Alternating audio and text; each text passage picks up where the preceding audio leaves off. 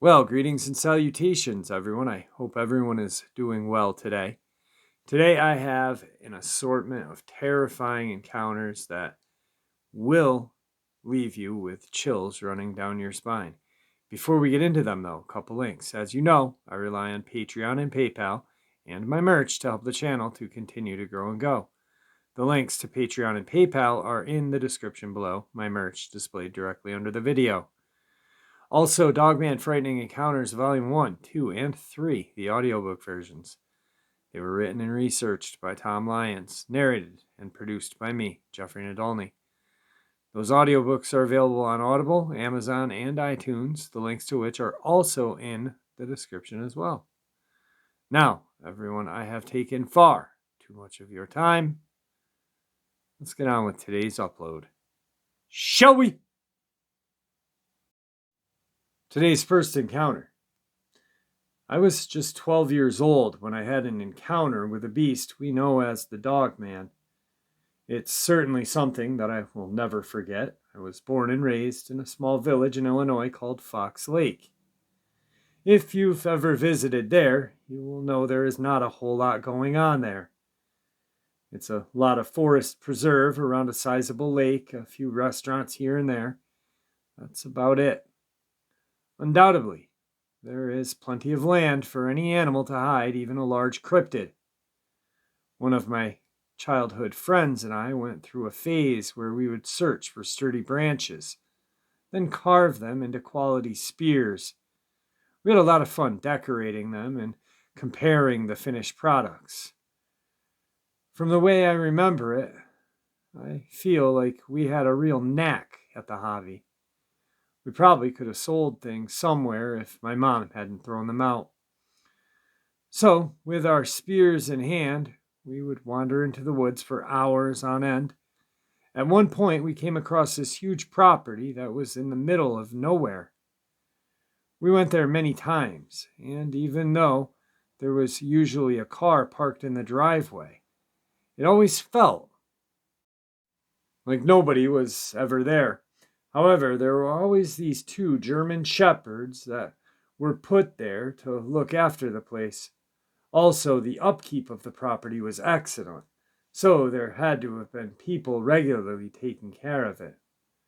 We never stepped foot within the wooden fence that enclosed the enormous lawn, mainly because I think we were intimidated by the watchdogs. But I remember thinking how I would have loved to have strolled around the property, as the place looked like one of those stunning estates straight out of a movie. So there was this one time where we walked over to the property, our newest spears in hand. Looking back at it, we were pretty weird. Those handmade weapons gave us irrational confidence, and I feel as though we were almost hoping for a confrontation with aggressive animals so that we could prove to ourselves that we could survive an attack. As we made it to the fence of the property, we noticed there was a herd of deer grazing near a corner of the massive lawn. They must have only recently arrived there, because it wasn't long after that one of the dogs came barking and sprinting from one side of the house. Soon the second dog was right behind the first as they both rushed toward the grazing deer. What happened next was something like out of a horror movie. As the deer fled into a section of the woods, my friend and I were stunned as this muscular creature on two legs tackled one of the deer out of the air right as it was leaping over the fence. This made the German shepherds go absolutely berserk. While this unknown creature killed its prey, the dogs ran wide circles around it, barking and growling with sheer ferocity in an attempt to force it away from the property. Even though we were shocked and utterly terrified by the random appearance of this creature, we were far enough away to watch for at least a little bit longer.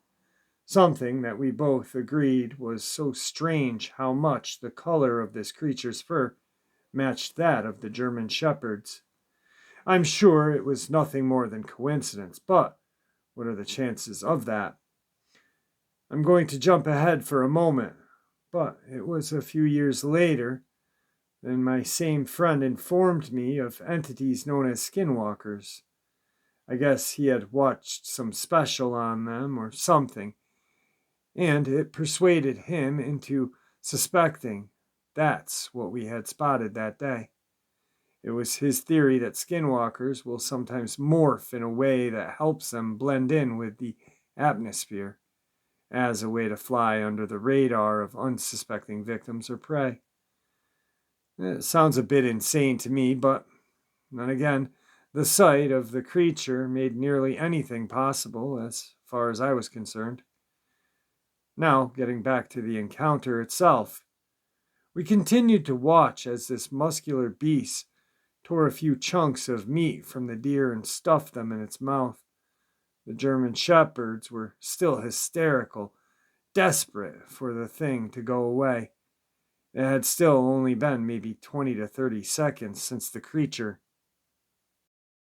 appeared when we noticed an individual walking around the house to get a view of the commotion.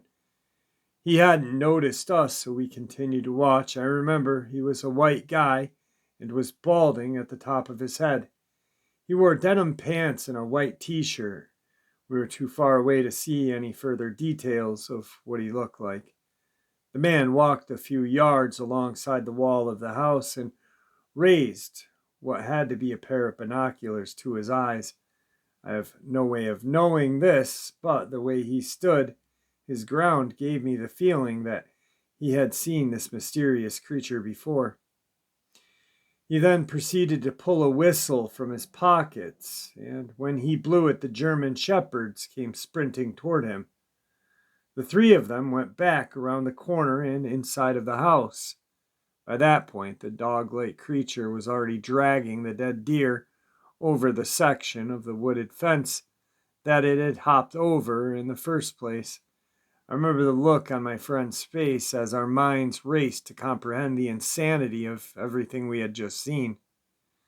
Since the creature had now disappeared into the woods, and we couldn't know where it had went, we decided it was wise to get the heck out of there and head for home. Even though my house wasn't too far off, I remember having the worst feeling while we made it back there. I was confident that the beast was distracted by feeding, but I think it was the idea that there could be more of them in the proximity. Suddenly, our hand-carved weapons felt useless. There was no way a child with a sharpened tree branch would have survived the wrath of one of those creatures. Even with it having been so far away from where we stood, I could tell that its strength and agility were off the charts. There's no question that it possessed the ability to be an all-out killing machine. When we made it home, I was so nervously excited, and I told my mom all about what we had saw out there. The first thing she did was reprimand us for having trespassed on someone else's property. It was as if my statements about the creature went right over her head, like she didn't even hear me. That irritated me a lot, and we ended up getting into a gigantic argument to the point where she sent my friend home. My dad returned from work late that night, so I waited until the following morning to inform him of the freakish event. He brought me outside to do yard work with him, and that was when I explained everything to him. I was sort of expecting the similar reaction my mom gave me, but it ended up being quite different. He informed me that he had seen something similar a few years earlier, soon after we first settled into the house. For whatever reason, he was very adamant that it wanted nothing to do with us, and that if we carried on normally with our daily living, it would pay no attention to us. I think it was because I was so young, but even though I was still worried that the creature may approach us while we were out there, I always found it easy to trust my dad's words. If you knew him, you'd likely agree that he had his together. He was the kind of guy to trust. As I grew older, it became apparent that his advice wasn't even speculation. It was intended to calm me down. Maybe my mom had a private discussion with him, and she asked him to use any means necessary to talk some sense into me or something. He never went into much detail about the Dogman, or ever seemed to care to talk about it much. Years later, when I was an adult, I again asked my dad about his Dogman sighting, but it was like he didn't even remember what I was talking about. That's when I knew he hadn't seen anything of the kind. Trust me, if you see this thing, you'll remember. Part of me wishes I would have had the guts to approach the owner of the land where I saw the creature. I would love to have a conversation with him and find out if he has any legitimate information on the species. I looked into the ownership soon before submitting this, and I learned that the property had been sold multiple times since I lived near there. As far as I know, there is no efficient way to find the identities of the owners from the past. Even if there was, how would I go about explaining why I had reached out to them? Although I stopped going outside as much as I used to after the startling event at the mansion's property, it's weird to think how we all continued to live around that creature for years and never saw or heard anything. It's somewhat comforting to know that it never pursued any of us. For whatever reason, the Dogman are equipped to shred us to pieces, but perhaps they don't have much interest in that. On any account, I hope I never come across one again. That came from Volume 3, Dogman Frightening Encounters. Today's second encounter. Hello there, my name is M, and I thought for the longest time that I had encountered an oversized baboon. It was years later that I learned about the mysterious Dogman species. There is something so deeply ominous about them. I've read that Sasquatch present comparable energy, but I've never seen one, so I'm not able to compare. I am now 59 years young, and my experience occurred back in 1986 in Oshkosh, Wisconsin. Oddly enough, it happened less than a week before Halloween of that year, so naturally some tried to convince me that I saw someone in a werewolf costume. I suppose that would be possible for someone who suffers from drug-induced hallucinations, but I've been sober almost my entire life. I've never been into experimenting with substances and have always had a crystal clear mind. Sure, I sip on wine every once in a while, but intelligent people know that cannot trigger hallucinations. I had recently broken up with a boy that I was very in love with and needed some time to myself to embrace my emotions. I'd been walking around in nature almost every day during the month that it happened, and it was when I was at a nearby forest preserve that I stumbled upon the rare animal. It was while I was walking uphill, and I spotted the animal sitting on top of a large boulder. Something that has always amazed me is how it was clear that I was aware of it before it was aware of me.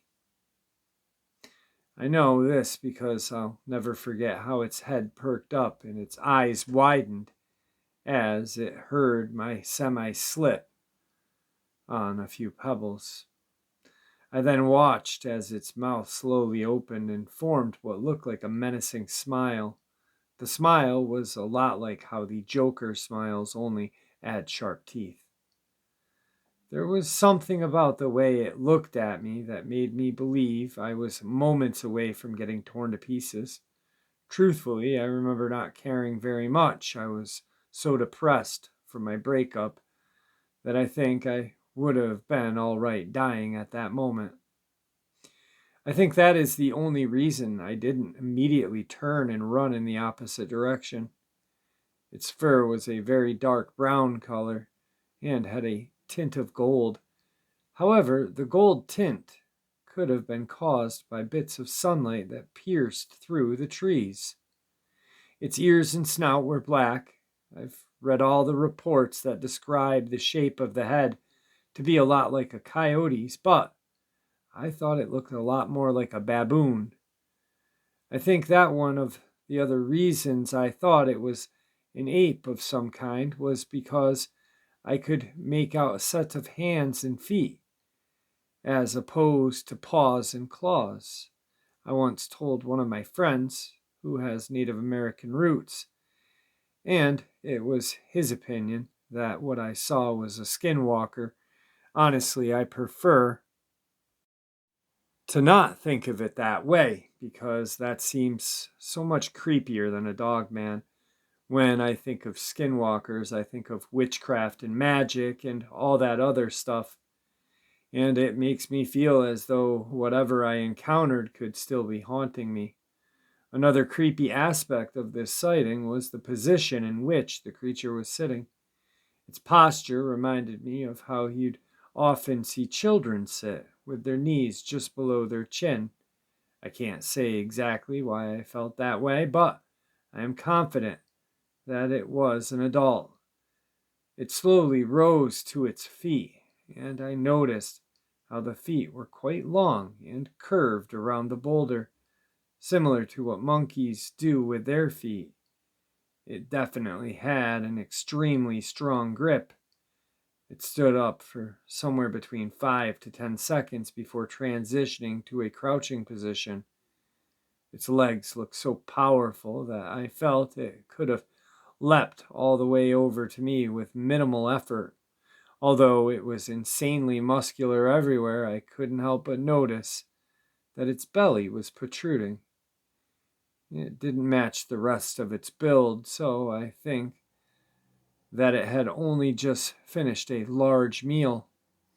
Maybe that was what prevented it from attacking me, because it soon climbed down the other side of that boulder, and I never saw it again. Suddenly my wits kicked in and told me to head back to my car. Luckily, it wasn't even a mile away in reality, but it felt much further because I was so afraid.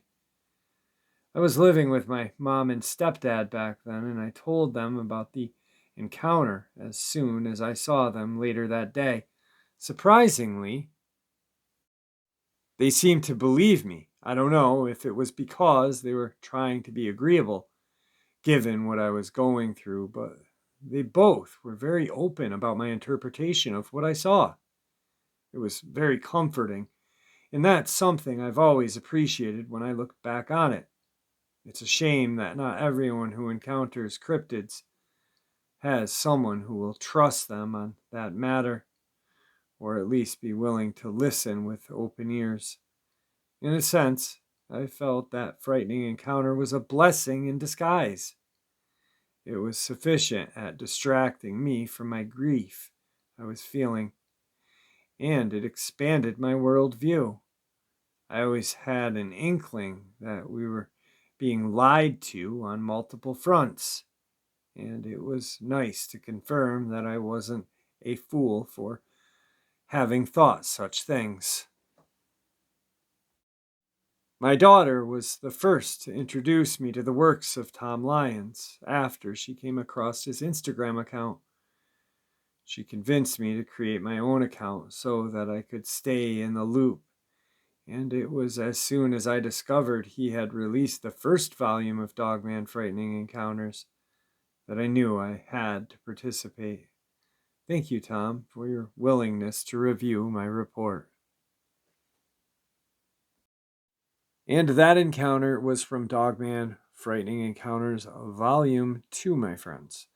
On to the third encounter of the day. I cannot say for certain what it was that I saw back in the late 80s, but whatever it was, it sparked my passion for cryptozoology and unexplained phenomena. I was 20 years of age and lived in Lance, Michigan. Lance is an extremely small town that currently has the population of just over 2,000.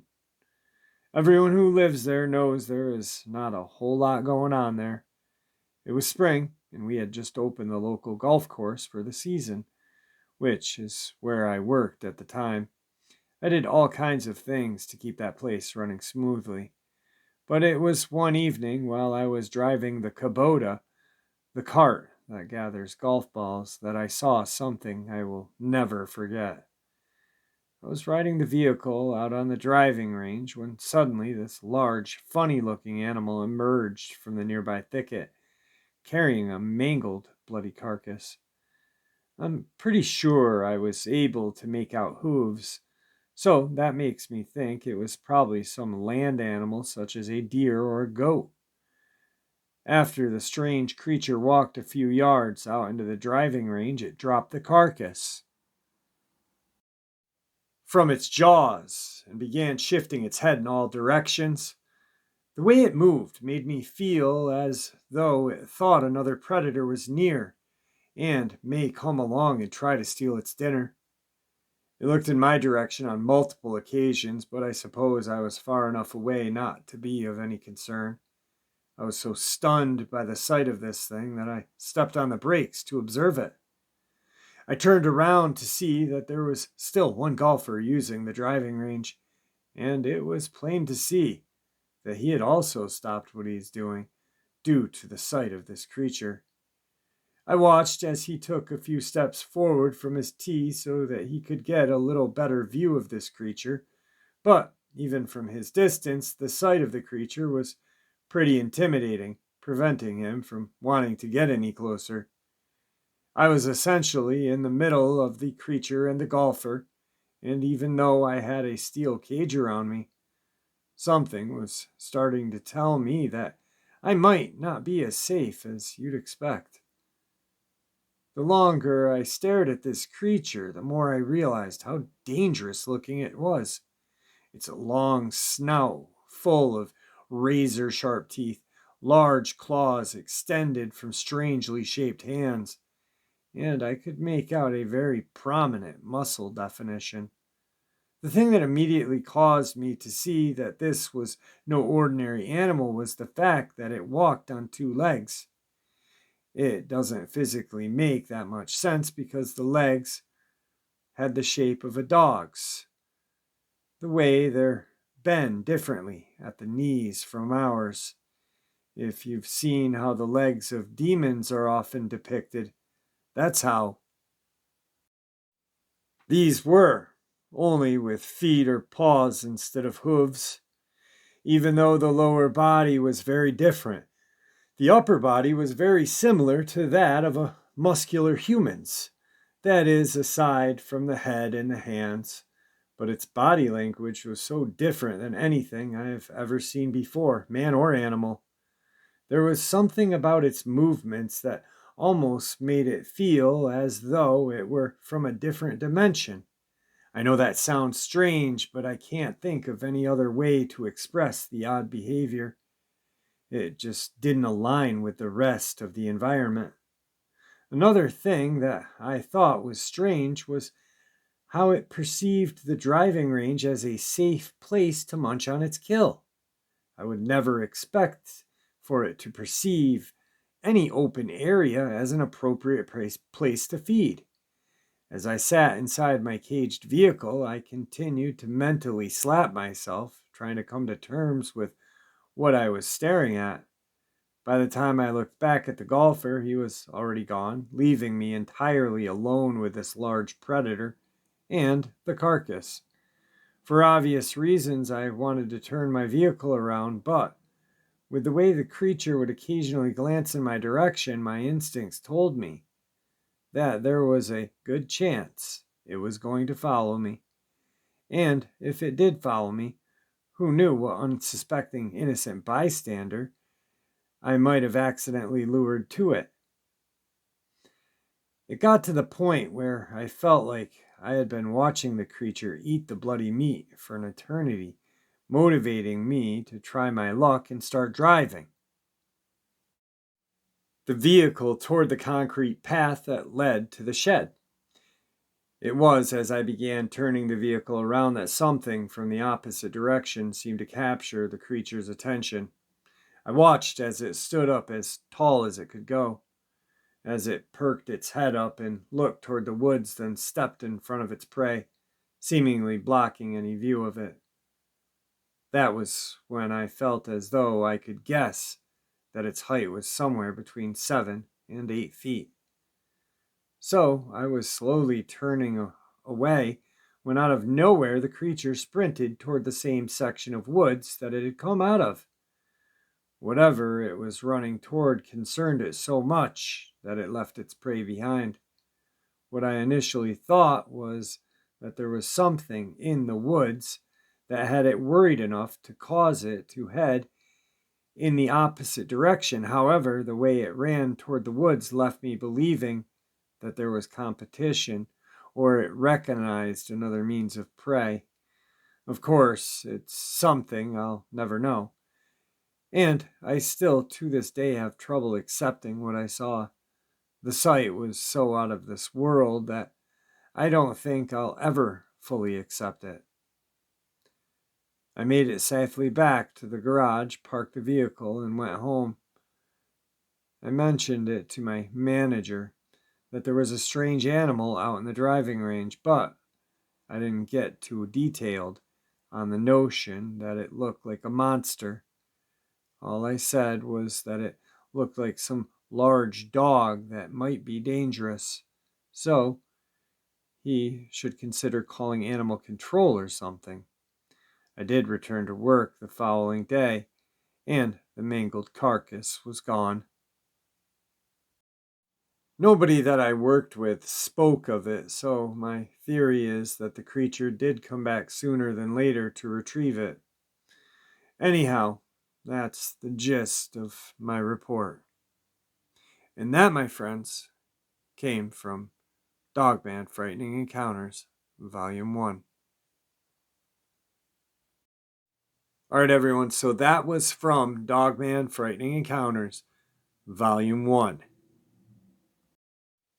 Alright, a little bit about Tom Lyons. He is a brilliant writer and researcher.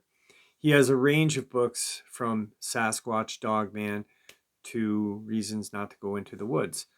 Written out. I know he's got quite a few audiobooks. Bigfoot, of course, the ones that I narrated, but some others that I didn't narrate.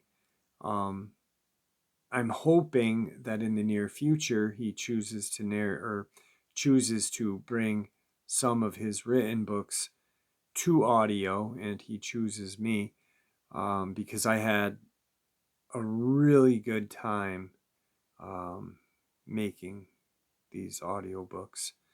It was a pleasure working with Tom and ACX. So, just